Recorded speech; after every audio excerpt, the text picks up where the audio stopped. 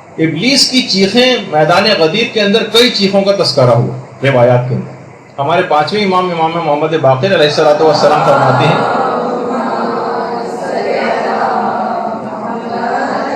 کہ ابلیس نے 4 مرتبہ جو ہے وہ فریاد جو ہے وہ بلند کی۔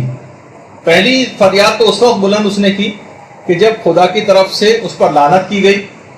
دوسری دفعہ اس وقت اس نے چیخ ماری کہ جب آسمان سے زمین پر اس کو بھیجا گیا۔ تیسری چیخ اس کی اس وقت ہے روایات کے اندر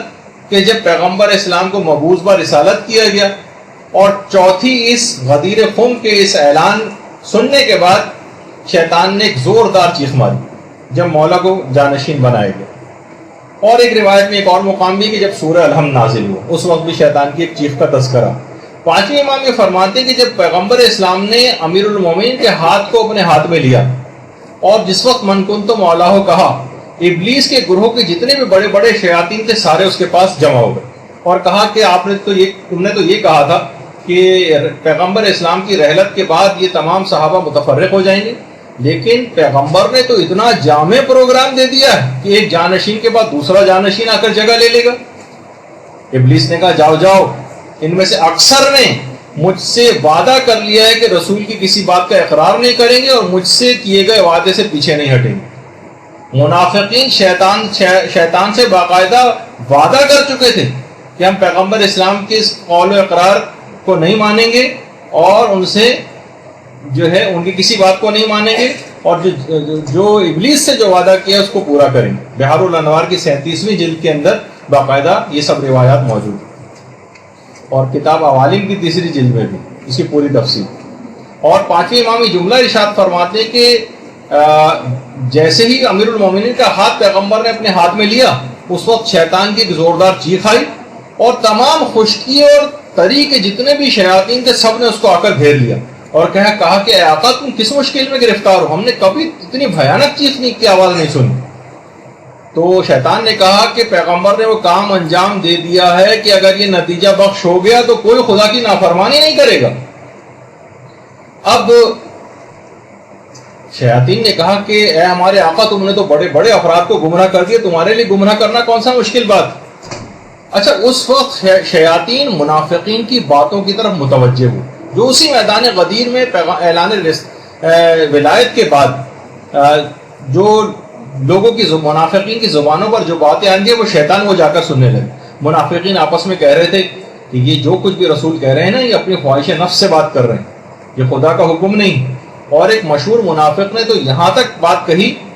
کہ تم دیکھ رہے ہو اس رسول کو کہ اس کی آنکھیں دائیں بائیں کیسے حرکت کر رہی ہیں۔ اور باقاعدہ اس موقع پر غدیر کے دن منافقین نے توہین رسالت پیغمبر کی شان میں بہت غلط جملے کہے، اور ان کی باتوں سننے کے بعد ابلیس نے اس کے بعد ایک خوشی کا ایک نعرہ بلند کیا، کہا کہ آدم نے تو اپنے عہد کو توڑا تھا، یعنی ترک اولا آدم سے ہوا تھا مگر خدا کے منکر نہیں ہوئے تھے، لیکن انہوں نے تو اپنے عہد و پیمان کو بھی توڑ دیا اور پیغمبر ہی کے منکر ہو گئے۔ اور پھر کچھ ہی عرصہ جب گزرا ہے اور پیغمبر اسلام کی رحلت ہوئی ہے اور لوگوں نے پھر پیغمبر اسلام کی رحلت کے بعد امیر المومنین کو چھوڑ کر کسی اور کو اپنا والی بنایا، تو ابلیس نے روایات میں ملتا ہے کہ بادشاہت کا تاج اپنے سر پر رکھا اور ایک ممبر بنا کر بیٹھا اور تمام شیاطین کو اس نے پوری دنیا کے جمع کیا اور کہا کہ آج خوشی مناؤ، اس لیے کہ جب تک امام قیام نہیں کرے گا اس وقت تک اب خدا کی اطاعت ہو نہیں سکتی۔ یہ باقاعدہ روایت کے جملے روضہ کافی کی حدیث نمبر 542 ہے جو میں نے ابھی آپ کے سامنے آپ کی خدمت میں پیش کی۔ اب علماء فرماتے ہیں کہ 2 طرح کے احتمال ہیں جو اس نے شیطان نے بات کہی تھی کہ جب تک امام قیام نہ کرے گا، اس سے مراد یا تو امام برحق ہے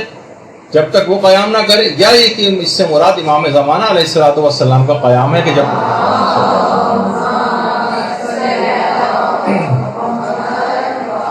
تک وہ قیام نہ کرے جب تک کہ خدا کی اب اطاعت ہو نہیں سکے گی۔ اور ایک اور روایت میں ہمارے چھٹے امام جعفر صادق علیہ الصلوۃ والسلام فرماتے ہیں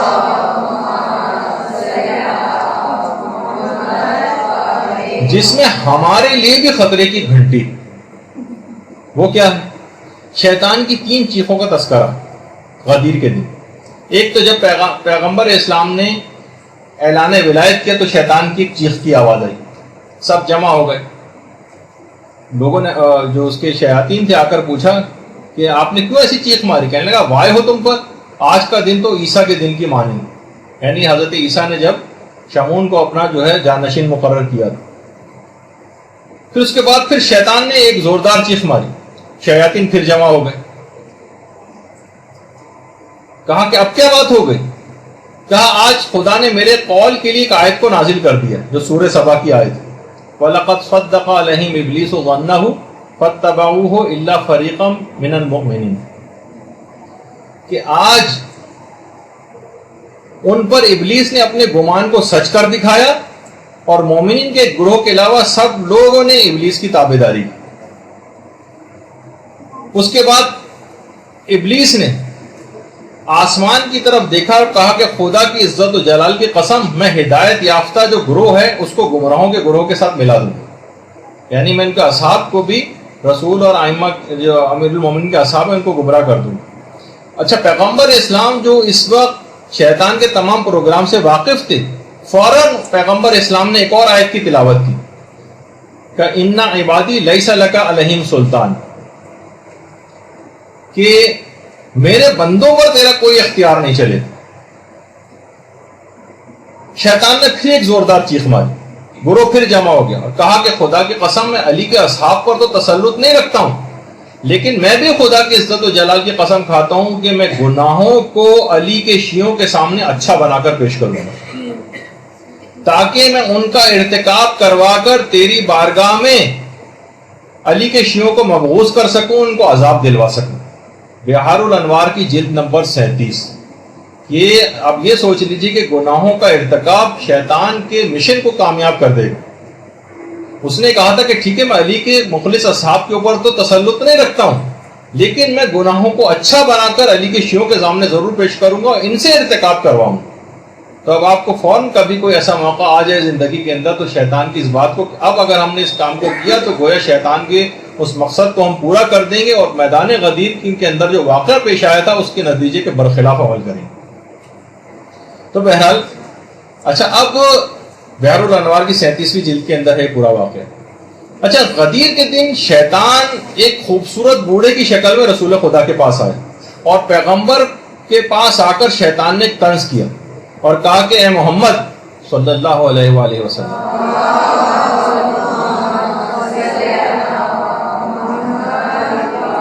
کتنے کم افراد ہیں جو آپ کی گفتگو کے مطابق واقعی طور پر آپ کی بیعت کرنے والے ہیں، کتنے کم۔ برحمتك يا أرحم الراحمين وصلى الله على محمد وآله الطاهرين۔